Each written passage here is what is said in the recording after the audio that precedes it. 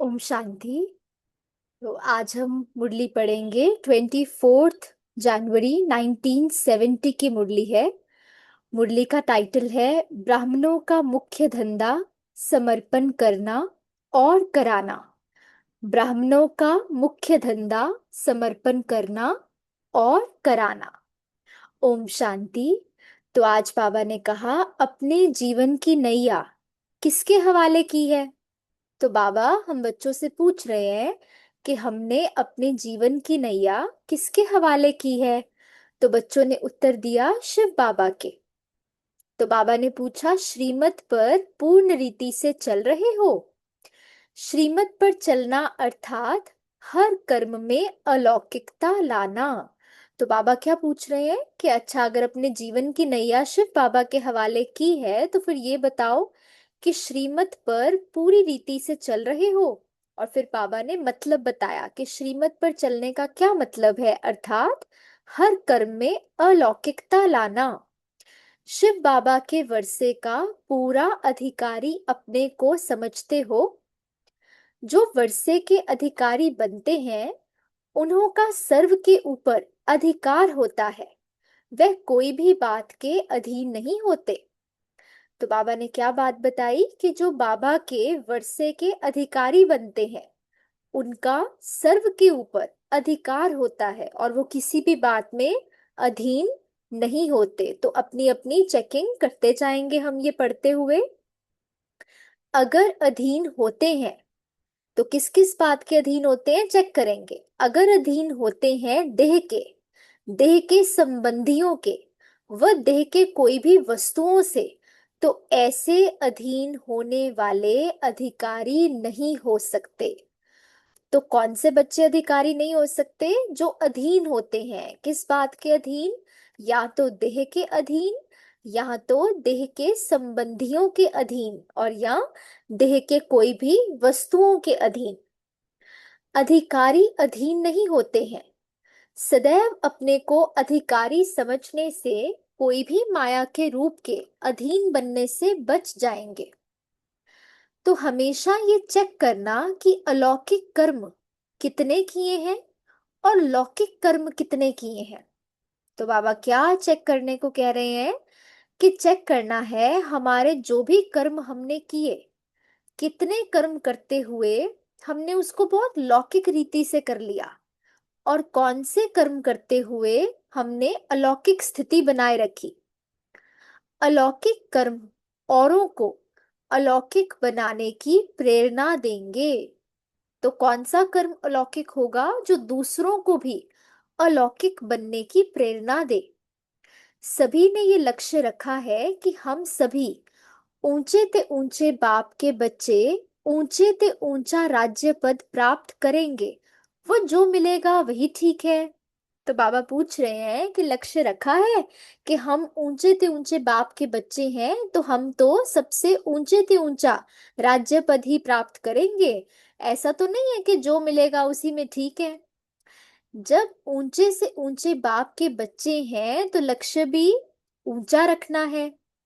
जब अविनाशी आत्मिक स्थिति में रहेंगे तभी अविनाशी सुख की प्राप्ति होगी। तो बाबा ने कहा जब हम अविनाशी आत्मिक स्थिति में रहेंगे ना तभी हमें कैसे सुख की प्राप्ति होगी? अविनाशी सुख की प्राप्ति। आत्मा अविनाशी है ना। फिर बाबा ने कहा मधुबन में आकर मधुबन के वरदान को प्राप्त किया। वरदान बिगर मेहनत के सहज ही मिलता है। तो इसलिए हमें पता है कि हम मधुबन को वरदानी भूमि भी कहते हैं ना, क्योंकि वहां पर बाबा का वरदान मिलता है और वरदान बिना मेहनत के मिलता है, सहज ही मिलता है। अव्यक्त स्थिति में अव्यक्त आनंद, अव्यक्त स्नेह, अव्यक्त शक्ति, इन सभी की प्राप्ति सहज रीति होती है। तो ऐसा वरदान सदैव कायम रहे इसकी कोशिश की जाती है। सदैव वरदाता की याद में रहने से ये वरदान अविनाशी रहेगा। तो बाबा से जो भी हमें वरदान मिले हैं, अब हमें क्या कोशिश करनी है कि वो वरदान सदैव कायम रहे। वरदान तो बाबा बहुत देते हैं, रोज मुरली में वरदान मिलता है, फिर हम ये अव्यक्त मुरली भी पढ़ते हैं, इसमें भी मिलता है। लेकिन अब जरूरी क्या है कि हम ये कोशिश करें कि वरदान कायम रहे। अब वरदान कायम रखने के लिए क्या करना पड़ेगा? बाबा ने कहा सदैव वरदाता की याद में रहने से ये वरदान अविनाशी रहेगा। तो बहुत इंपॉर्टेंट क्या है कि वरदान देने वाले जो वरदाता हैं, जो बाबा हैं, उनकी याद रहे। उनकी याद रहेगी तो वो वरदान भी अविनाशी रहेगा। अगर वरदाता को भूले तो वरदान भी खत्म। इसीलिए वरदाता को कभी अलग नहीं करना। वरदाता साथ है तो वरदान भी साथ है। तो इसलिए वरदान को हमेशा कार्य में लाने के लिए क्या करना है? पहले वरदाता की याद जरूरी है। अगर वरदाता की याद साथ है तभी वरदान साथ है। अगर वरदाता को भूले तो वरदान भी खत्म हो जाएगा। सारी सृष्टि में सभी से प्रिय वस्तु वही है, तो उनकी याद भी स्वतः ही रहनी चाहिए। तो अब सारी सृष्टि में सबसे प्रिय वस्तु हम बच्चों के लिए कौन है? शिव बाबा है ना। तो बाबा ने कहा जो इतनी प्रिय वस्तु हो तो उनकी याद तो फिर स्वतः ही रहनी चाहिए। जबकि है ही प्रिय में प्रिय एक, तो फिर उनकी याद भूलते क्यों? अब जब सबसे प्रिय हम सभी के लिए एक बाबा ही है, तो बाबा कहते फिर उनकी याद भूलती क्यों है? जरूर कुछ और याद आता होगा। कोई भी बात बिना कारण के नहीं होती। विस्मृति का भी कारण है। विस्मृति के कारण प्रिय वस्तु दूर हो जाती है। तो बाबा ने कहा कि सोचो कारण क्या है? कारण यही होगा ना कि बाबा की याद तभी भूलती है अगर कोई और याद आ जाता है, किसी और की याद आ जाती है, किसी संबंधी की या किसी वस्तु की। तो बाबा ने कहा विस्मृति का भी कारण है। और विस्मृति के कारण क्या हो जाता है? प्रिय वस्तु यानी शिव बाबा की, हमारे मीठे बाबा की याद दूर हो जाती है। तो विस्मृति का कारण है अपनी कमजोरी। जो श्रीमत मिलती है उन पर पूरी रीति से ना चलने के कारण कमजोरी आती है। तो बाबा ने विस्मृति का क्या कारण बताया? विस्मृति का कारण है अपनी कमजोरी। कौन सी कमजोरी? कि जो श्रीमत हमें बाबा से मिलती है उस पर पूरी रीति ना चलने के कारण कमजोरी आ जाती है, और फिर कमजोरी के कारण विस्मृति हो जाती है। विस्मृति में प्रिय वस्तु भूल जाती है। इसीलिए सदैव कर्म करने के पहले श्रीमत की स्मृति रख फिर हर कर्म करो। तो बाबा ने विस्मृति ना हो, हमारे अंदर वो कमजोरी ना आए, इसके लिए क्या समझानी दी कि कोई भी कर्म करने के पहले सदैव श्रीमत की स्मृति रखकर फिर हर कर्म करो। तो फिर वह कर्म कैसा होगा? श्रेष्ठ होगा। क्योंकि श्रीमत याद होगी तभी तो कर्म श्रेष्ठ होगा ना। अगर श्रीमत ही भूल जाएंगे तो कर्म तो बहुत साधारण हो जाएगा। तो बाबा ने कहा अगर श्रीमत की स्मृति रखकर फिर कर्म करो तो फिर वह कर्म श्रेष्ठ होगा। श्रेष्ठ कर्म से श्रेष्ठ जीवन स्वतः ही बनती है। इसीलिए हर कार्य के पहले अपनी चेकिंग करनी है। कर्म करने के बाद चेकिंग करने से जो उल्टा कर्म हो गया उसका तो विकर्म बन गया। तो इसीलिए बाबा ने कहा कि कर्म करने के बाद चेकिंग नहीं करनी, बाद भी करनी है, लेकिन अगर सिर्फ बाद में चेकिंग करेंगे तो क्या हो जाएगा कि जो भी हमसे भूल होनी थी, जो उल्टा कर्म होना था वो तो हो गया ना। तो इसीलिए कर्म करने के पहले श्रीमत याद दिलानी है खुद को, और फिर कर्म करने के बाद चेकिंग करनी है।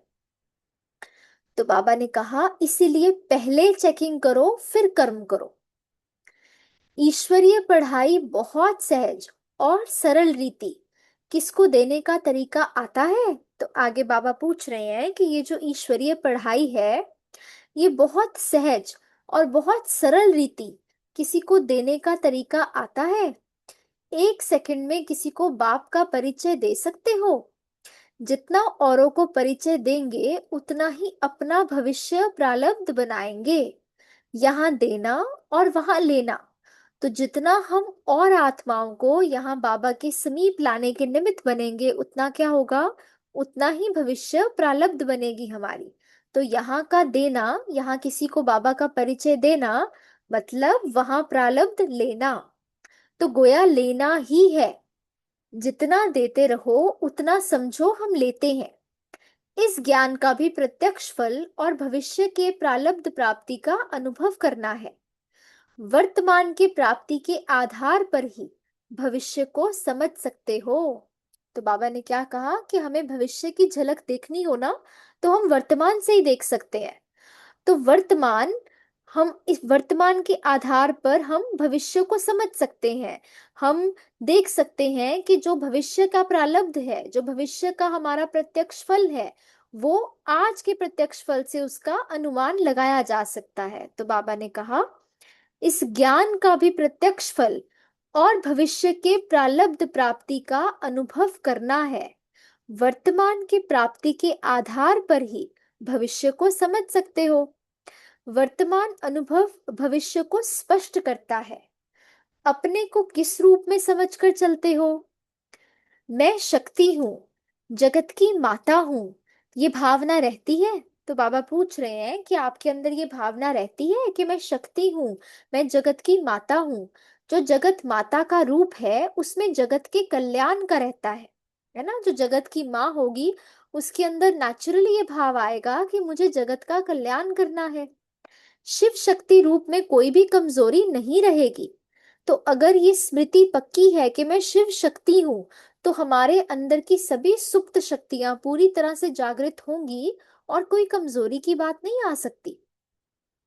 तो मैं जगत माता हूं और शिव शक्ति हूं, ये दोनों रूप स्मृति में रखना, तब मायाजीत बनेंगे। तो बाबा ने मायाजीत बनने के लिए क्या युक्ति बताई कि दो रूप अपने स्मृति में रखने हैं। एक तो मैं जगत माता हूं और दूसरा मैं शिव शक्ति हूं। अगर ये दोनों रूप स्मृति में रखते हैं तब मायाजीत बनेंगे और विश्व के कल्याण की भावना से कई आत्माओं के कल्याण के निमित्त बनेंगे। नष्टो मोहा संबंध से वह अपने शरीर से बने हो। फिर बाबा ने पूछा कि नष्टो मोहा कैसे बने हो? संबंध से बने हो, वो अपने शरीर से बने हो। नष्टो मोहा की लास्ट स्टेज कहाँ तक है? जितना नष्टो मोहा बनेंगे उतना स्मृति रूप बनेंगे। तो ये दो बातों का आपस में बहुत गहरा संबंध है। जितना हम नष्टो मोहा होंगे उतना ही हम अपने सत्य की स्मृति में स्थित होंगे, हम स्मृति स्वरूप बनेंगे। तो स्मृति को सदा कायम रखने के लिए साधन है नष्टो मोहा बनना। तो अगर हम स्मृति स्वरूप बनना चाहते हैं, हम चाहते हैं बार बार हमें विस्मृति ना हो, तो उसका साधन क्या है? नष्टो मोहा बनना। नष्टो मोहा बनना सहज है, वो मुश्किल है। जब अपने आप को समर्पण कर देंगे तो फिर सभी सहज होगा। तो बाबा पूछ रहे हैं कि नष्टो मोहा बनना सहज है कि मुश्किल है? तो बाबा उसकी युक्ति बता रहे हैं कि जब अपने आप को समर्पण कर देंगे ना, तब सहज होगा। अगर समर्पण ना करके अपने ऊपर रखते हो तो मुश्किल भासता है। सहज बनाने का मुख्य साधन है समर्पण करना। बाप को जो चाहिए वो करावे। जैसे मशीन होती है, उन द्वारा सारा कारखाना चलता है। मशीन का काम है कारखाने को चलाना। वैसे हम निमित्त हैं, चलाने वाला जैसे चलावे, हमको तो चलना है। तो बाबा ने बहुत सुंदर बात बताई कि नष्टो मोहा तभी बनना सहज होगा अगर हम समर्पण करना सीखेंगे। लेकिन अगर हर बात की जिम्मेदारी ये मेरी जिम्मेदारी है, ये मेरा परिवार है, ये मेरी सेवा है, ये मेरी रोल रिस्पॉन्सिबिलिटी है, ऐसे समझकर चलेंगे तो फिर क्या होगा? भारीपन आएगा और फिर उन बातों में मोह भी आएगा, हम नष्टो मोहा नहीं बन पाएंगे। तो इसीलिए बाबा ने कहा सबसे सहज इसकी युक्ति है, साधन है समर्पण करना। और समर्पण कैसे करना? कि बाबा को जो कराना है वैसे कराए। हम तो बाबा के इंस्ट्रूमेंट है ना, बाबा की कठपुतली है। तो बाबा को जैसे चलाना है वैसे बाबा चलाए। जैसे मशीन का काम होता है कारखाने को चलाना, है ना। कारखाने को तो फिक्र नहीं होती ना कि मैं कैसे चलूंगा। इसी तरह हमें फिक्र नहीं रखनी है कि क्या होगा, कैसे होगा, मेरा परिवार, मेरी सेवा, मेरा सेवा केंद्र, मेरा कारोबार, ये सब फिक्र रखे बिना बाबा पे समर्पित हो जाना है कि बाबा जो चाहे जैसे चाहे हमें चलाए, हमको तो बस चलना है। तो अपने आप नष्ट मोहा बन जाएंगे। तो बाबा ने कहा, ऐसा समझने से मुश्किलात नहीं फील होगी। ये स्थिति दिन प्रतिदिन परिपक्व करनी है। इस मुख्य बात पर अटेंशन रखना है। जितना स्वयं को समर्पण करते हैं बाप के आगे, उतना ही बाप भी उन बच्चों के आगे समर्पण होते हैं। अर्थात जो बाप का खजाना है वह स्वतः ही उनका बन जाता है। तो जितना हम बच्चे दिल से बाबा पर सब कुछ समर्पित करते हैं, है ना, कि बाबा ये सब जिम्मेदारी आपकी, हम हल्के हैं, उतना ही क्या होता है, बाबा भी बच्चों पर समर्पित करते हैं। क्या, कैसे समर्पित करते हैं कि बाबा का जो भी खजाना है वह स्वतः ही हम बच्चों का बन जाता है। जो गुण अपने में होता है वह किसी को देना मुश्किल क्यों। समर्पण करना और कराना, यही ब्राह्मणों का धंधा है। तो हम ब्राह्मण बच्चे हैं बाबा के, तो हमारा मुख्य धंधा ही क्या है, समर्पण करना और कराना। जो है ही ब्राह्मणों का धंधा, तो ब्राह्मणों के सिवाय और कौन करेंगे। तो ये तो धंधा मिला ही हमें है, ये हमारा कारोबार है, तो हम ही तो करेंगे ना। जैसे बाप थोड़े में राजी नहीं होता, बच्चों को भी थोड़े में राजी नहीं होना है। तो थोड़ा थोड़ा नहीं करना है कि थोड़ा समर्पित हो गए और किसी और को भी थोड़ा समर्पण करा दिया बाबा के प्रति, नहीं, अपना भी पूरा करना है और सेवा भी खूब करनी है। निश्चय की निशानी क्या है, तो आगे बाबा पूछ रहे हैं बच्चों से, हम बच्चों से, कि निश्चय की निशानी क्या है। तो बच्चों ने जवाब दिया, विजय। जितना निश्चय बुद्धि होंगे उतना ही सभी बातों में विजयी होंगे। निश्चय बुद्धि की कभी हार नहीं होती। हार होती है तो समझना चाहिए कि निश्चय की कमी है। तो बाबा ने क्या कहा कि जो पूरा निश्चय बुद्धि है उनकी निशानी क्या है, कि उनकी हार कभी हो ही नहीं सकती। निश्चय बुद्धि सदा विजयी होते हैं। लेकिन अगर हार होती है ना, तो हमें क्या समझना है कि इसका मतलब निश्चय की कमी है। निश्चय बुद्धि विजयी रत्नों में से हम एक रत्न हैं, ऐसे अपने को समझना है। तो क्या समझ के चलना है कि मैं बाबा का निश्चय बुद्धि विजयी रत्न हूं, ऐसा स्वमान लेना है आज। विघ्न तो आएंगे, उन्हों को खत्म करने की युक्ति है सदैव समझो कि ये पेपर है। तो बाबा याद दिला रहे हैं कि विघ्न तो आएंगे ही, लेकिन उनको खत्म करने की युक्ति क्या है, ये समझना कि ये तो पेपर है। अपनी स्थिति की परख ये पेपर कराता है। कोई भी विघ्न आए तो उनको पेपर समझ पास करना है। तो ये विघ्न भी क्यों आया है, ये पेपर के रूप में आया है, ताकि मुझे मेरी स्थिति की परख हो सके कि अभी तक कहाँ तक पुरुषार्थ हुआ है और कहाँ पर अभी काम करना बाकी है। तो बाबा ने कहा, अपनी स्थिति की परख ये पेपर कराता है। कोई भी विघ्न आए तो उनको पेपर समझ पास करना है। बात को नहीं देखना है, लेकिन पेपर समझना है। पेपर में भी भिन्न भिन्न क्वेश्चन होते हैं। कभी मनसा का, कभी लोकलाज का, कभी संबंध का, कभी देशवासियों का क्वेश्चन आएगा। तो बाबा ने कहा, अब हमारी सबकी जिंदगी में पेपर आएंगे, लेकिन वो पेपर में हम सबकी जिंदगी में क्वेश्चन अलग अलग आएगा। कभी मनसा का पेपर आएगा, कभी लोकलाज का, कभी संबंध संपर्क का, कभी देशवासियों का क्वेश्चन आएगा। परंतु इसमें घबराना नहीं है। घबराना नहीं है तो क्या करना है, गहराई में जाना है। वातावरण ऐसा बनाना चाहिए जो ना चाहते भी कोई खींच जाए। जितना खुद अव्यक्त वायुमंडल बनाने में बिजी रहेंगे, उतना स्वतः सभी होता रहेगा।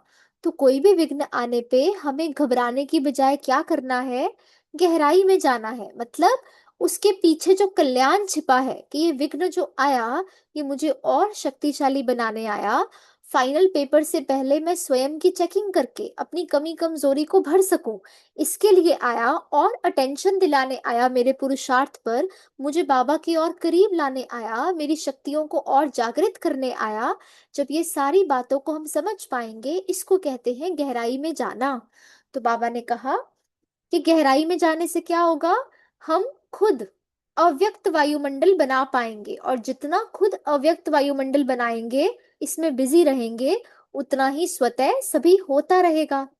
जैसे रास्ते जाते कोई खुशबू आती है तो दिल होता है ना कि जाकर देखें क्या है, वैसे ये अव्यक्त खुशबू भी ना चाहते हुए खींचेगी, तो बाकी आत्माओं को भी यहाँ आकर्षण होगा।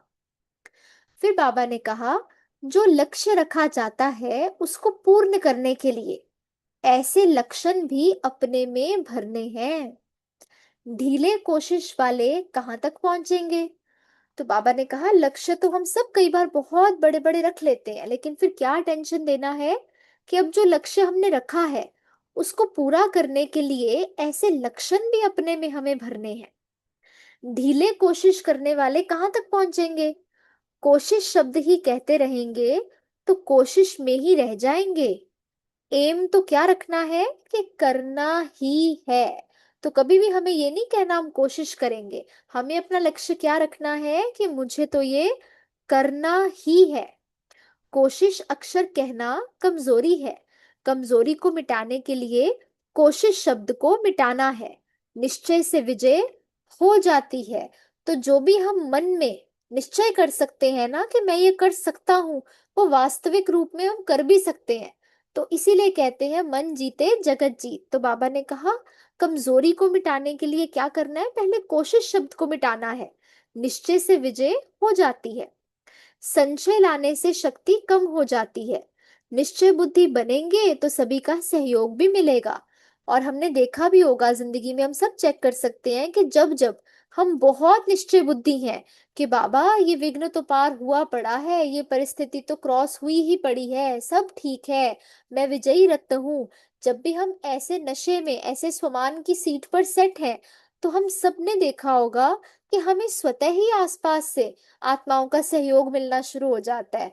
खुद ही रास्ते खुलने शुरू हो जाते हैं। हमें पता भी नहीं होता कि वो कार्य कैसे करना है, लेकिन अपने आप ही जो जो मदद हमें चाहिए वो स्वतः ही मिल जाती है। तो बाबा ने वही हमें बताया कि अगर हम निश्चय बुद्धि होते हैं ना, तो क्या हो जाता है, बाकी आत्माओं का सहयोग भी हमें स्वतः ही प्राप्त हो जाता है।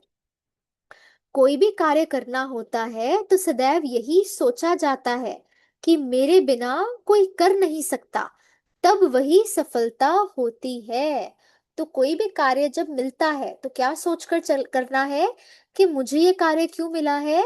क्योंकि बाबा को पता है कि ये कार्य मैं कर सकता हूँ, इसीलिए मुझे दिया है। तो बाबा का मुझ पर इतना विश्वास है, ड्रामा का मुझ पर इतना विश्वास है, मेरे ईश्वरीय परिवार का मुझ पर इतना विश्वास है, तो मुझे भी उतना ही विश्वास स्वयं पर रखना है, निश्चय रखना है। तो फिर सफलता होती है। तो बाबा ने कहा, आज से कोशिश अक्षर खत्म करो। मैं शिव शक्ति हूँ। शिव शक्ति सभी कार्य कर सकती है। शक्तियों की शेर पर सवारी दिखाते हैं। किस भी प्रकार माया शेर रूप में आए, डरना नहीं है। तो बाबा ने कहा कि किसी भी प्रकार से माया जब शेर के रूप में भी आए ना, तो भी डरना नहीं है। शिव शक्ति कभी हार नहीं खा सकती। अभी समय ही कहाँ है?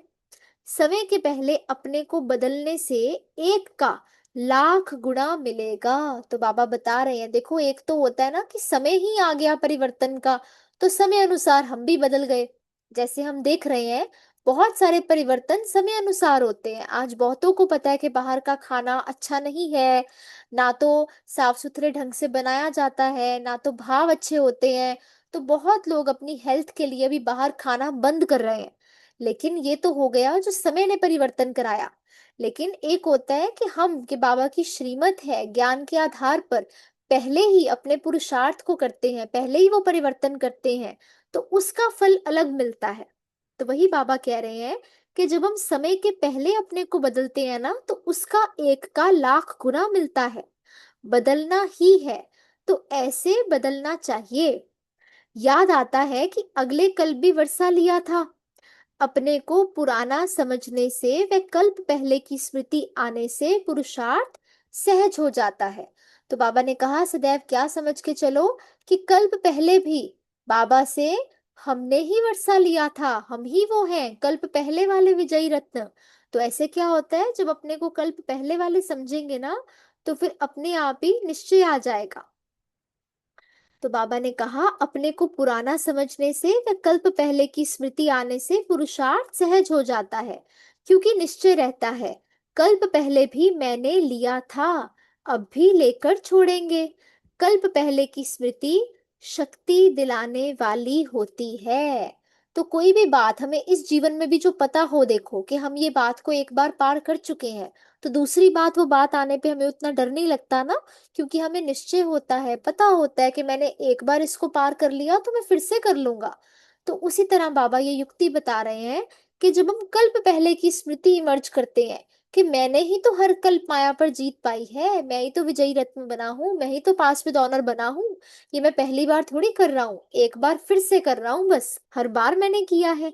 तो ये करने से क्या होता है, पुरुषार्थ बहुत सहज हो जाता है और निश्चय रहता है कि कल पहले भी मैंने किया था, अब भी बाबा से पूरा वर्षा लेकर छोड़ेंगे। कल्प पहले की स्मृति शक्ति दिलाने वाली होती है।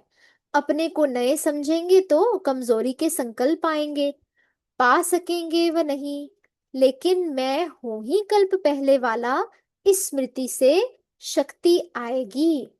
तो सदैव अपने को हिम्मतवान बनाना चाहिए, हिम्मत हारना नहीं चाहिए, हिम्मत से मदद भी मिलेगी। तो बाबा ने कहा कल्प पहले की स्मृति से अपनी स्थिति को शक्तिशाली बनाना है और हिम्मत रखनी है, हिम्मत को भी हारनी नहीं है। और जब हम हिम्मत रखेंगे ना, तो बाकी सबकी मदद भी हमें जरूर मिलेगी। हम सर्वशक्तिमान बाप के बच्चे हैं, बाप को याद किया यही हिम्मत है। बाप को याद करना सहज है व मुश्किल। तो बाबा की कैसी भी परिस्थिति आए, उसमें बाबा की याद बनी रहे, यही हमारा पुरुषार्थ है और यही हमारी हिम्मत का कदम है। बाप को याद करना सहज है व मुश्किल, अब बाबा पूछ रहे हैं। सहज करने में सहज हो जाता है, ये तो मेरा कर्तव्य ही है, फर्ज है, क्या करूं ये संकल्प आने से मुश्किल हो जाता है। तो बाबा कहते हैं अगर ऐसे सोचेंगे ना कि बाबा को याद करना तो मेरा कर्तव्य है, मेरा फर्ज है, ये तो नेचुरल नेचर है मेरी, तो बहुत सहज लगेगा। लेकिन अगर ऐसे सोचेंगे कि ओहो क्या करूं कैसे करूं, तो फिर ये संकल्प आने से मुश्किल हो जाता है। कभी भी अपने अंदर कमजोर संकल्प को नहीं रहने देना। अगर मन में कमजोर संकल्प उत्पन्न भी हो जाएं, तो उनको वहां ही खत्म कर शक्तिशाली बनाना है। तो बाबा ने कहा सबसे पहले क्या मुख्य हमें अटेंशन देना है कि कभी भी अपने अंदर कमजोर संकल्प को पलने नहीं देना। अगर कोई कमजोरी का संकल्प उत्पन्न हो भी गया, तो क्या करना है, उसको वहीं पर फुल स्टॉप लगाकर फिर से अपनी स्थिति को शक्तिशाली बनाना है। अब तक भी अगर कोशिश करते रहेंगे, तो अव्यक्त कशिश का अनुभव कब करेंगे। तो बाबा ने कहा अगर यही कहते रहेंगे कि हम कोशिश करेंगे, तो फिर क्या होगा, फिर अव्यक्त कशिश का अनुभव नहीं कर पाएंगे। जब तक कोशिश है, तब तक अव्यक्त कशिश अपने में नहीं आ सकती है। अंडरलाइन कि जब तक कोशिश शब्द हम इस्तेमाल कर रहे हैं ना, मतलब हम पूरी तरह से निश्चय बुद्धि है ही नहीं, हमें संशय है कि पता नहीं ये काम होगा या नहीं होगा, मैं अपना ये संस्कार बदल पाऊंगा या नहीं बदल पाऊंगा, इसीलिए हम कहते हैं मैं कोशिश करूंगा। तो कोशिश शब्द में ही संशय समाया है, इसीलिए बाबा कह रहे हैं जब तक कोशिश है, तब तक अव्यक्त कशिश अपने में नहीं आ सकती है। ये भाषा ही कमजोरी की है। सर्वशक्तिमान बाप के बच्चे ये नहीं कह सकते, उनके संकल्प वाणी सभी निश्चय के होंगे। ऐसी स्थिति बनानी है। सदैव चेक करो कि संकल्प रूपी फाउंडेशन मजबूत है। तो बाबा ने कहा क्या चेक करना है, कि संकल्प रूपी जो फाउंडेशन है, क्या वो मजबूत है। क्योंकि हमारे जो हर कर्म है, उसका फाउंडेशन क्या है, हमारे हर कर्म की शुरुआत तो हमारे संकल्प से ही होती है ना।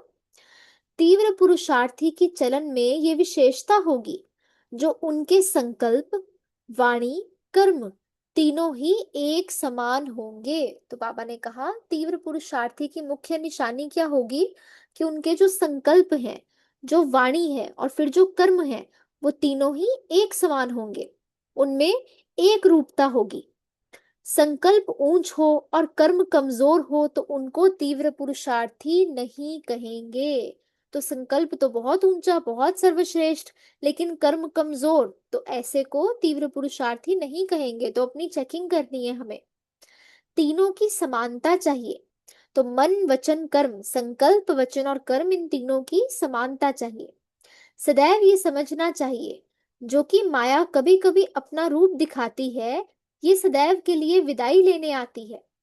विदाई के बदले निमंत्रण दे देते हो, सदैव लेने आती है। तो बाबा ने कहा जो माया आती भी है ना, कभी कभी अपना रूप दिखाती है, तो वो तो सिर्फ विदाई लेने आती है। लेकिन हम क्या करते हैं, हम बात को वहां फुल स्टॉप नहीं लगाते, तो विदाई देने के बजाय कभी कभी माया को निमंत्रण दे देते हैं। सदैव शिव बाबा के साथ हो, उनसे अलग होंगे ही नहीं, तो फिर कोई क्या करेंगे। तो बाबा ने कहा, जब हम बाबा के साथ हमेशा कंबाइंड रहेंगे, अपनी स्मृति में रखेंगे कि मैं तो सदैव बाबा के साथ कंबाइंड हूं, तो फिर कोई तीसरा तंग कैसे कर सकता है, तो कोई तीसरा डिस्टर्ब ही नहीं कर सकता अगर हम बिजी हैं तो। समझते हैं तंग करने वाला कोई नहीं आए, तो एक, बाबा ने कहा, कोई बिजी रहता है तो फिर तीसरा डिस्टर्ब नहीं करता है। समझते हैं तंग करने वाला कोई नहीं आए, तो एक बोर्ड लगा देते हैं। आप भी ऐसा बोर्ड लगाओ तो माया लौट जाएगी। तो बाबा ने कहा, जैसे दो लोग आपस में व्यस्त हैं, तो क्या करते हैं, वो बाहर बोर्ड लगा देते हैं, डू नॉट डिस्टर्ब, जिससे कोई भी तीसरा अंदर प्रवेश ना करे और तीसरे को समझ में आए कि बाकी दो भी आपस में व्यस्त हैं।